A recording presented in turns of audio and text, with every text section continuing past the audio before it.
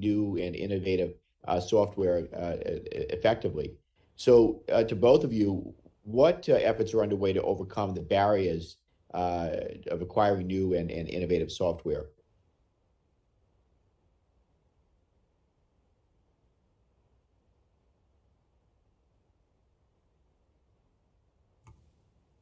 Thank you, Congressman. So in the software arena, we have stood up what we call Kobayashi Maru, which is our DevSecOps environment. It is built on the leading edge principles that we are learning from other software factories like Kessel Run. In addition to that, we are building out the Guardians every Guardian to learn how to be a programmer so that we can rapidly update and upgrade our systems along the way in near real time without having to rely on a lengthy development cycle. On the fragmentation part, I would say we have been embracing the partnerships of our international allies and our commercial partners. We stood up the International Affairs Office, which currently has 15 different partnerships, and we've done the same thing with commercial. And under the Joint All-Domain Command and Control in the Air Force's version of ABMS, it all becomes about how to better integrate and network the capabilities that we have. And that's going to come through software first, hardware second, and that's actually going to drive the way we fight in the future. Very good. I'm glad you addressed the JADC2 part of it, because that was going to be a part of my follow-up. Okay, if we could go to Dr. Plum or Mr. Lewitson, either have anything to offer? Congressman, I think that the general covered it pretty well. I'll just say, related to, in fact, the hearing from yesterday, a similar issue about acquisition and making sure that innovative solutions are able to get into DoD programs. And I think, I actually do believe Space Systems Command in particular is working really hard on that. So I think we're in the right trend line. Okay. So let me ask you to Dr. Plum or Lieutenant General Gutlin. Obviously, it's extremely critical to our national security that our space systems and capabilities integrate best cybersecurity practices. So how would you characterize our cyber posture when it comes to our space-based systems and platforms? General, maybe we start with you.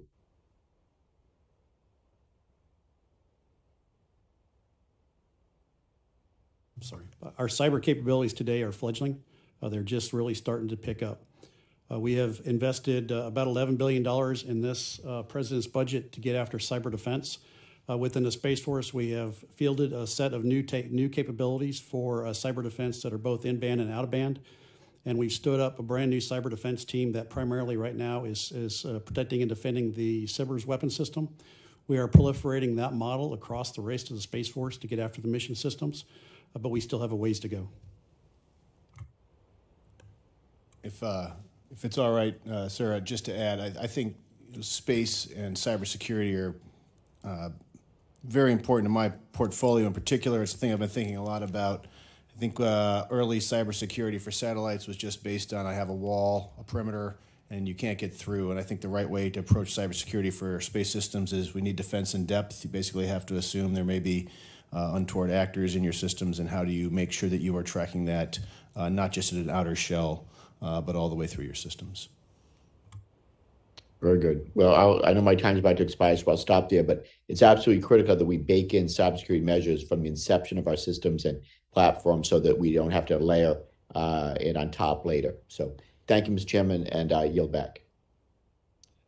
Thank you, Mr. Langevin. It's my understanding that Mr. Desjardins will go next, and it's also my understanding that they have moved up votes.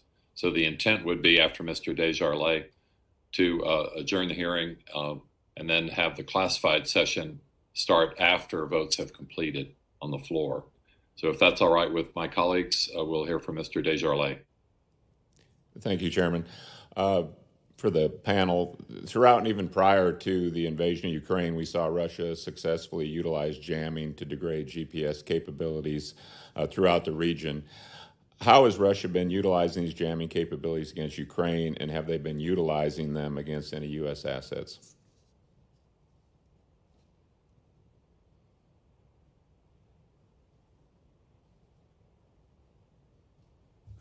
Congressman, I think we'd like to punt that to the classified session. Fair enough.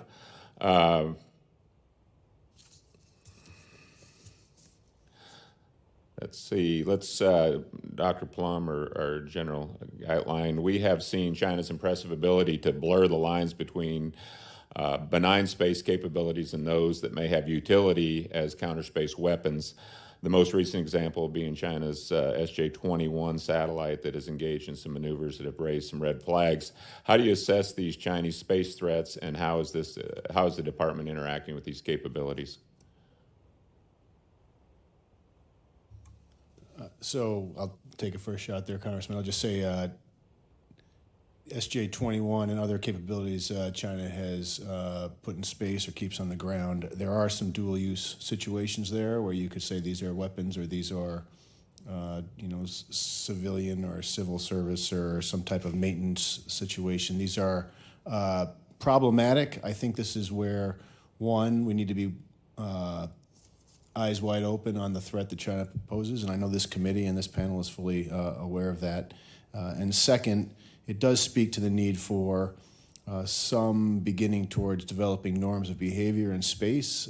Just related to this, I have heard that the Russians at one time wanted to claim that the robotic arm attached to the space shuttle was a weapon because it could grapple a satellite. So you can see that this is a conversation that really requires bringing folks to the table and trying to understand and have correct behavior so we know when it's weaponized.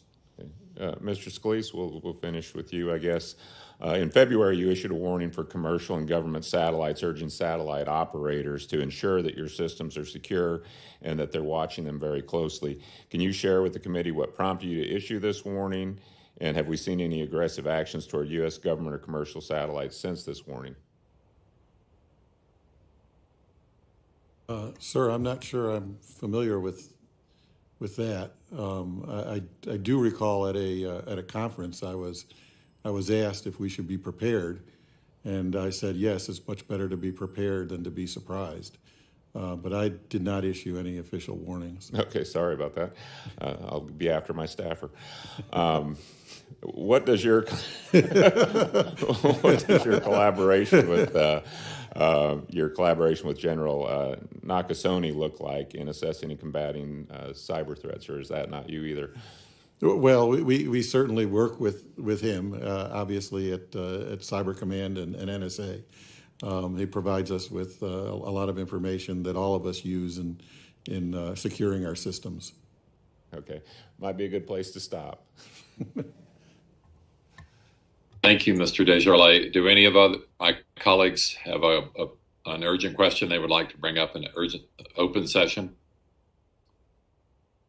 If not, then the subcommittee will recess for votes and will resume in closed session after votes have been completed. I would like to thank all the witnesses and my colleagues. It's a very important subject matter, and I'm glad that we're covering it. Thank you so much. The subcommittee is recessed.